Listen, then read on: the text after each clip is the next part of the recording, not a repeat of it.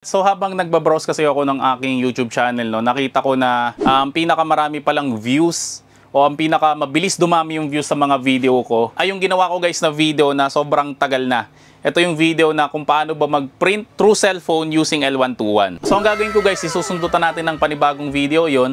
Ang gagawin natin is paano ba mag-print and cut using cellphone lang. Siyempre ang gagamitin ulit natin na printer is yung L121 at pangalawa guys, ang gagamitin natin na cutter is yung Cameo.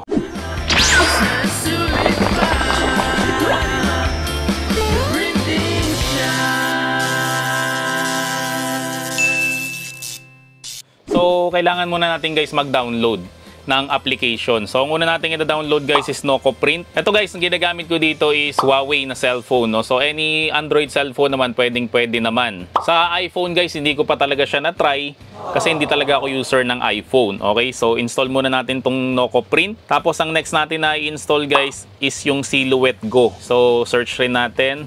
Then, install rin natin tong Silhouette Go. So, kapag na-install na natin guys, no, open lang natin tong NocoPrint. So, ang next natin na kailangan guys, no, itong OTG. No? So, marami naman nabibili nito at sigurado naman ako, no, kung may printer kayo, alam nyo rin to.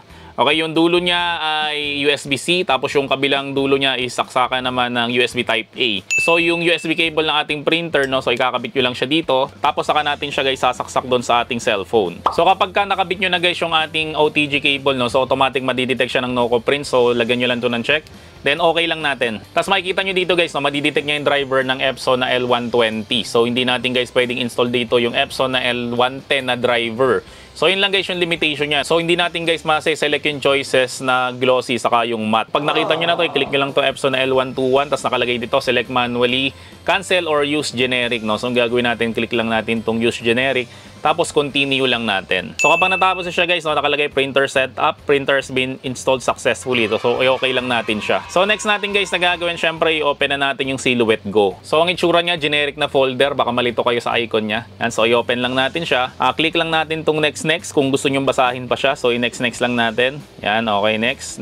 Continue. Tapos dito guys, pwede kayo mag-sign up. Pero ako guys, i-skip ko na lang muna siya. So, ang next natin na gagawin, no, gagawa na tayo ng designs. Click lang natin tong add device. Tapos, allow Silhouette Go to access photos and media on your device. No? So, allow lang natin. So, ang problema lang talaga guys, no, kapag cellphone lang ginagamit mo, ang tinatanggap niya lang na type ng file is SVG file. So, tingnan nyo dito sa may kabila kong cellphone, ha. Kapag kinlik ko yung device, yan, makikita nyo, walang nangyayari. Okay, kasi walang SVG file itong cellphone na to.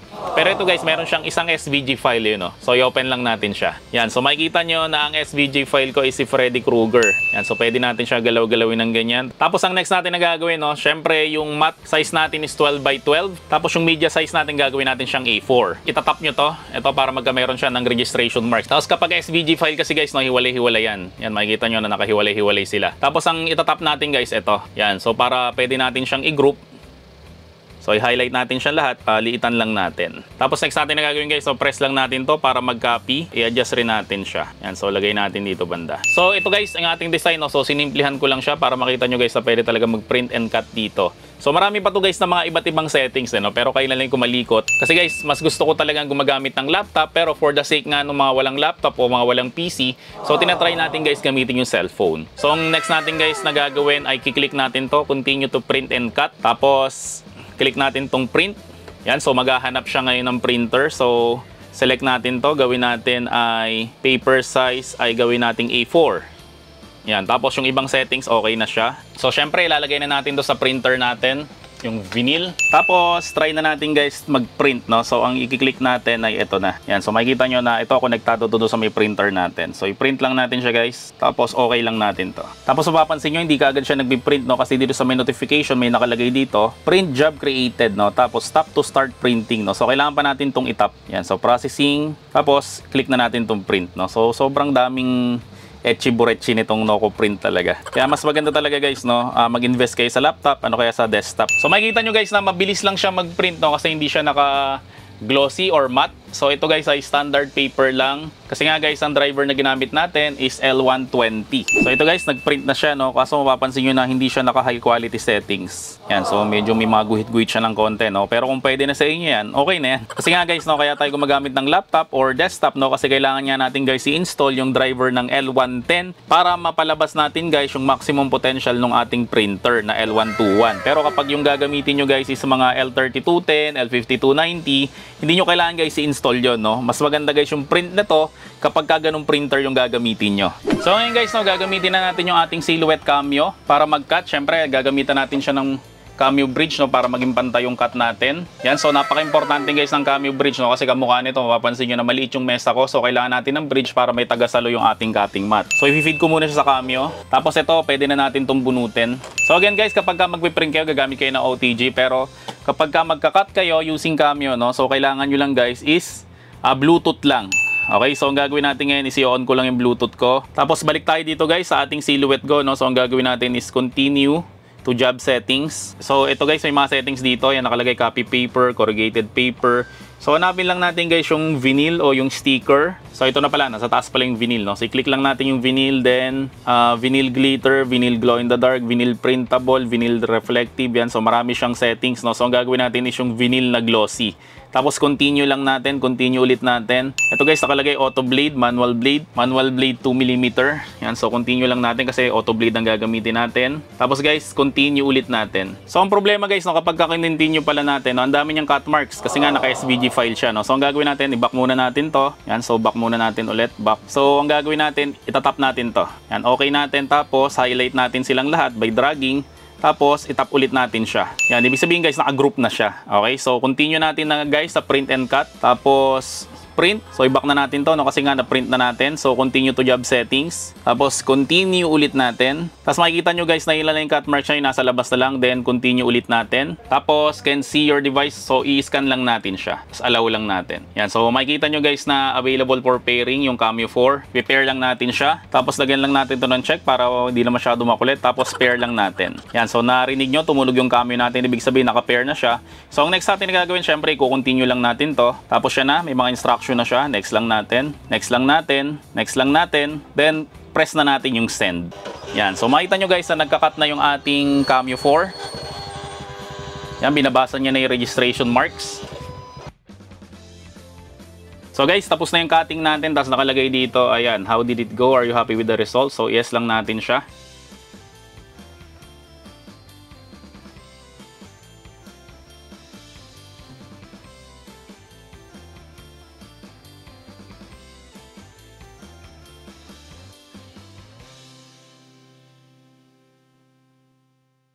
So guys, ito yung nagawa natin, no? Print and cut. So ngayon gagawin natin na iti-testing natin, no, kung effective ba yung ginawa natin. So medyo komplikado talaga guys kapag ka cellphone, no? Kaya hindi ko talaga recommended yon. Pero meron naman ako mga kakilala, no, na mas magaling silang gumamit ng cellphone kaysa sa may laptop. Kaya nga nila mag-drawing sa may cellphone, na hindi ko talaga kaya, no? Nahihirapan talaga ako. Kaya nga lagi akong merong laptop. Talagang may mga ganyan na mas magaling sila sa cellphone kaya sa laptop. Ako naman guys, no, talagang mas forte ko talaga yung laptop kaysa sa may cellphone. So ito na yung na-print and cut natin. So try lang natin siya kung effective. Yan, kasi medyo maliliit yung mga kuko ni Freddy Krueger. Yan, so ito na guys yung sticker na nagawa natin na print and cut using cellphone lang at syempre using L121 na printer at syempre using our Cameo. Ito guys yung na-print and cut natin, no? So idikit ko na lang siya dito. So yun guys, no, nakita nyo talaga na pwede talaga mag-print and cut using our cellphone lang. Kaso nga lang, no, marami siyang limitation. Unang-unang limitation, di natin ma-install yung driver ng L110 para mapalabas natin yung high quality print ng mga piniprint natin. Tapos pangalawa sa may Cameo guys, no, mahirap yung kanyang manual settings ng pag-cut kasi yung mga template doon ay hindi naman siya applicable talaga sa lahat. Kahit naman guys sa may laptop ka gumamit ng Cameo, yung Silhouette Studio may mga nakalagay na doon ng mga template, hindi naman talaga applicable yon. Kasi guys, yung blade natin pumupurol yon. So kapag pumurol guys yung blade natin, syempre kailangan natin minsan laliman yung depth, tapos dagdagan natin yung force. Tapos ang ginagawa ko talaga dyan guys is dinadamihan ko talaga yung passes. Okay, so mag-base kayo guys dun sa may passes kaysa dun sa may depth. Okay, yung iba kasi sinasagad nila yung depth hanggang sa umabot sila ng 10. Ako guys, di ko ginagawa yon. Ang maximum na depth ko sa aking mga blade is hanggang 5 lang, no? Kung usable pa naman siya, tapos dinadagdagan ko lang yung passes. Pero kapag hindi na usable guys yung aking blade, ginagawa ko siyang pang die cut ng mga sticker, no? So ang ginagawa ko doon is sinasagad ko talaga siya hanggang sa 10. Pero katulad nga nung sinabi ko kanina guys, no, meron talagang mga tao na mas magaling sa cellphone kaysa sa may laptop. Ako kasi guys talagang mas marunong talaga ako sa laptop kasi siguro mga 12 anyos pa lang ako, nakatutok na ako sa may laptop o computer. Di ko alam ba't di lumalabo yung mata ko eh. Sabi kasi nila, di ba, kapag lagi ka raw tutok sa laptop o sa may computer o sa may gadget ay lumalabo yung mata mo.